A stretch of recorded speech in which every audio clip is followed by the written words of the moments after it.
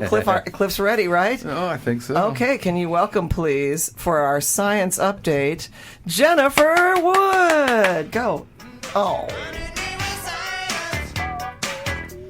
Yay! I'm so glad you guys like that. Yeah, it is on. I can't hear it. Oh, well, that. Can't hear? How about now? Yeah. I Yeah, can hear there you go. myself now. That's it. I'm so glad you guys like my little song there. Oh, love it. Yeah. You know what? I know what's wrong here. Hold on a second. I don't know what Eileen was doing there, but hold on a minute. It's really loud Somebody now. talk for a too second. loud. It has to be like that. Yeah, I know. Yeah. Okay, now speak right into there. Okay. Oh, that's where it should There be. we That's go. excellent. Okay. All right. Now we're on. All right. So Jennifer is continuing with her segment despite the fact that she felt very disturbed by the Chinese children's stories. I was driving over here and I heard that. I thought, wow, I hope that's not true. God. I kind of do too. Me too. Oh, come on. You have to admit, I'm hearing this one too loud. You have to admit that the fact that she didn't tell him that she had like hundreds of thousands of dollars worth of surgery. Like, so first he looks at the kids and goes, well, first of all, she was unfaithful to me. And then it turns out she was. And then she's like, okay, well, I didn't tell you about this period of time I went through in my life where I changed from a circus freak to your wife. Okay, there you go. Well, there you go. Okay, well, I don't know how I'm going to top that, but... No, don't top it. Go in a whole other direction. Okay, we're going to move it in a whole other direction. Yeah. But it does have something to do with Veterans Day. Oh, okay. good. But I am going to talk about music and the mind. This is what It's we been really needed. fascinating for me, the neuroscience of music. I just think it's fascinating. I'm Me sure too. you both, as musicians, I'm are... completely fascinated by Yeah. it. Yep. So, what effect does music have on our brain? We study language. Language is universal to humans, but it turns out that music is universal too. There's never been a culture that was discovered that didn't have music. So that's pretty wild. Wow. Anyway, so music has been a form of therapy in a clinical setting since the 1940s, and it started when World War II veterans came home. And musicians used to go into VA hospitals and play music for veterans who had post-traumatic stress syndrome or some cognitive issues. And they noticed that it really had quite an effect. And the psychiatrists actually saw that it was working. But the medical community was kind of slow to accept it. But over the years, training developed, and so music therapy actually became a profession back in the 1950s, and people have been using music to treat things like stroke and dementia and improving outcomes, reducing pain, all kinds of things. But the science community hasn't, the medical community is kind of a little wary of it. But recently, with the advent of MRIs, the neuroscientists are now able to look and see exactly what's happening in the brain When music is being played? when music is being played. Wow. And so now, even though this has been around for 60, 70 years, the advent of functional MRI, the neuroscientists are actually starting to take note, and they're doing lots of studies. So they're finding out that music lights up your whole brain, basically. So what they thought originally was like language, which is in the left hemisphere, and it's this area, it's a specified area. Well, music isn't like that. It's not like you have a little music region in your brain. When you listen to music and you go, they put patients in the MRI machine, they put headphones on them, they listen to music, their whole brain lights up like a Christmas tree. So it's really interesting that music is able to cross all these boundaries and involve all these different regions. And now the neuroscientists are trying to work with clinicians and see how can we kind of use music as a tool, as a therapy. And they're doing that. Can I ask you a question that far? Would it light up, I don't think my brain would light up like a Christmas tree if I was listening to really odious rap. So is there some part of it where it's also something that's connected to your childhood? Does it have to be familiar music or? Well, I think in the lighting up part, and I'll explain that in a second. Oh, sorry, I jumped ahead. No, that's Okay. good. I think it's whether you prefer it. If you like Yeah, it, uh-huh. it lights up more. Gotcha. But it's not connected to a memory necessarily. So that's, we've talked about this before, where music can actually access memories in your brain, and that's if you have a personal relationship to that song and you have a memory that's tied to it. And that feature of music is actually being used in music and memory for Alzheimer's patients to develop personalized playlists. Right. And that's more of a specific experience with a song. But your brain lighting up, that's just really if you like it or not. And so I just wanted to kind of clarify what this lighting up your brain is, because a lot of people throw this around, and you probably read about functional MRI, and not sure if everybody really knows what that is. So I just wanted to kind of explain it so then people could know what light up means. Yeah, yeah. So it might mean different things for different people. Yeah. So functional MRI, or fMRI, it's a way of seeing and measuring the blood flow in your brain. So if you're whenever a part of your brain is being engaged, so let's say you're doing a math problem or something, then that part of your brain is engaged and blood flows to that part of your brain. And the MRI is able to pick that up. So it differentiates between blood in a region and not blood in the region, or new blood, actually, oxygenated blood.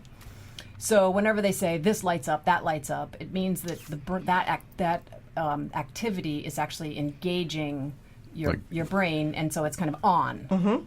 And so that's how they're able to do all these studies. Does it dilate blood vessels, or what makes all the blood come? Just they don't know, or well, it's using blood. It's using. Oh, I see what you mean. It Gotcha. needs like oxygen. receptors or Gotcha. Gotcha. Gotcha. So now there's all kinds of studies where they're putting people in MRI machines and doing all kinds of things, so singing and playing music and harmonizing, and improvisation is a very interesting thing where they're actually doing improv in the MRI machine. Wow. And seeing what happens to your brain when that happens. So it's very interesting. And what do you think the significance of this will turn out to be, or what is it aimed towards? Is just the notion that there was such a strong reaction to it.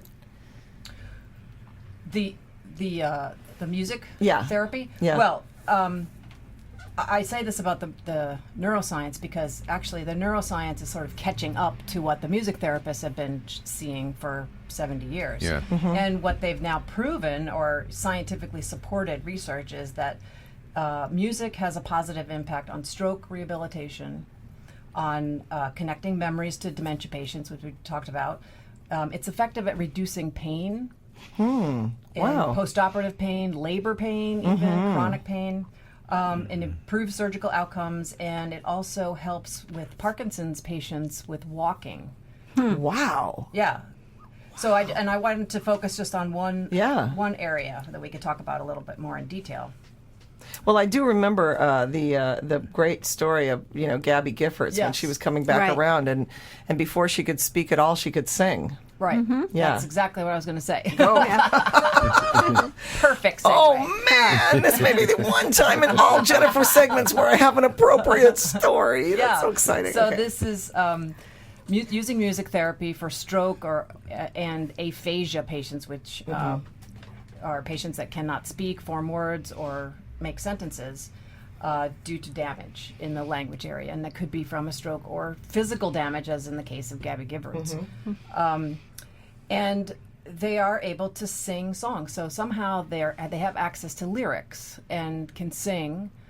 And so this neuroscientist at Harvard developed this technique he called melodic intonation therapy. It's basically layering words on top of melody and rhythm as a way to retrain your brain. Yeah. So, and so there's new pathways that are created. And what happened with Gabby Giffords is she was working really hard, and you probably have seen some of the videos of her doing this. But over months of this singing therapy, she reclaimed the use of speech. And then, of course, they put her in an MRI machine every time they could, and to see what kind of changes in her brain were happening. And the really interesting thing, I think, is it wasn't really that her language area was repaired. it was that a whole new language center was created. Wow. And it was in the right hemisphere. Whoa. So there are new pathways being created, and new brain cortex is being recruited, basically, to take over functions that are damaged.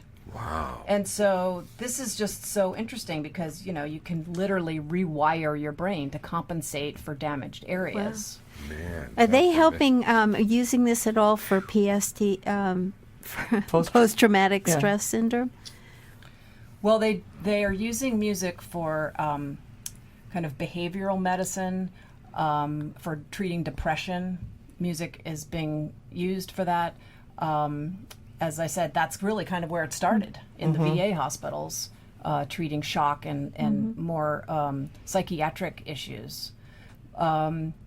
But I think it's a little bit harder to show outcomes with something like that because it's more like, do you feel better today? Yeah.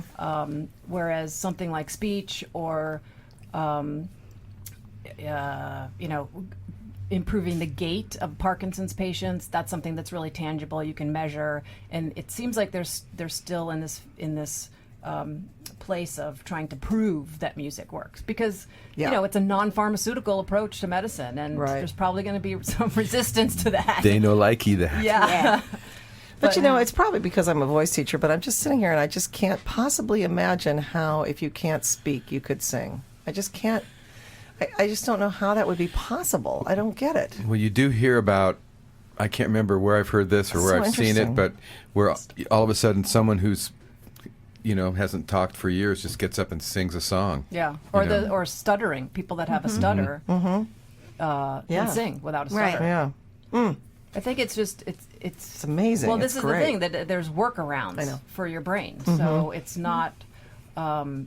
We always think that you can only communicate through language, and music is really teaching us that there's so many other ways to communicate with people on an emotional level, and using music, you can recruit other parts of your brain to have a relationship. So who mostly would be doing these experiments, for instance? Is it people who are just working on different brain processes and have heard that this works, or how does something like this begin to be a more major focus?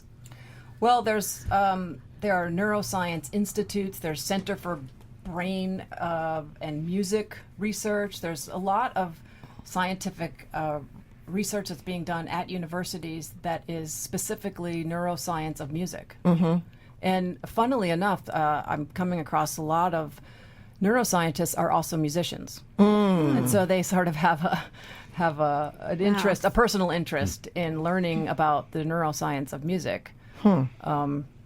So at many universities, UC Davis has a big program in music and emotions, and they're collaborating with clinicians now in trying to disseminate these kinds of therapies. And we talked about dementia a little bit. There's this organization, Music and Memory. It's a nonprofit organization, and they make personalized playlists for patients with dementia as a way to connect them to memories. And there's a website, and they're getting they have people donate iPods, and then they certify assisted living or elder care facilities, and then they give out the iPods to the people, and it's really taking over. There's maybe 60, 70 institutions in the country that are adopting this kind of a thing. So hopefully music therapy won't be a fringe thing, but it will be one of the tools that we can use in medicine, and a cost-effective one too.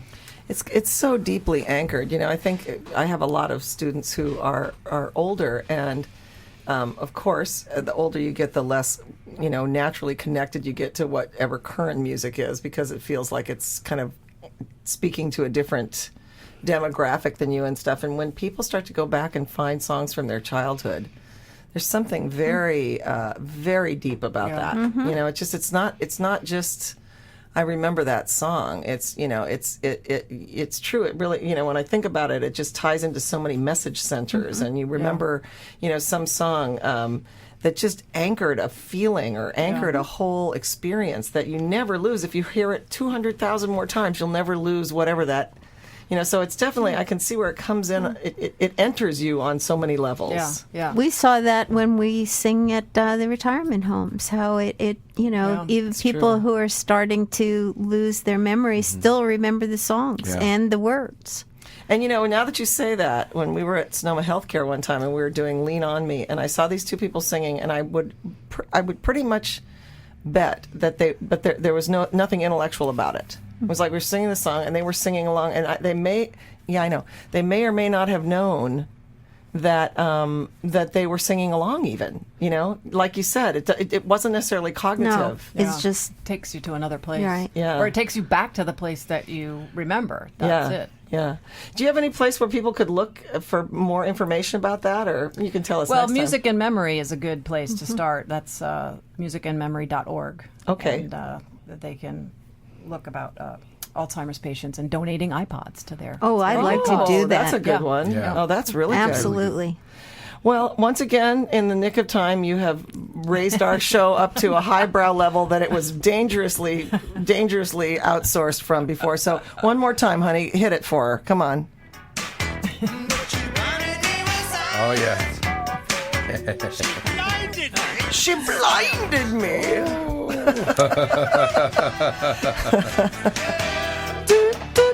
Ow. All right. Very good, very nice, Jennifer. Really so great. let's all hear it for Jennifer Thank here, and what a you. great Thank little thing. you. And we will go to a song now.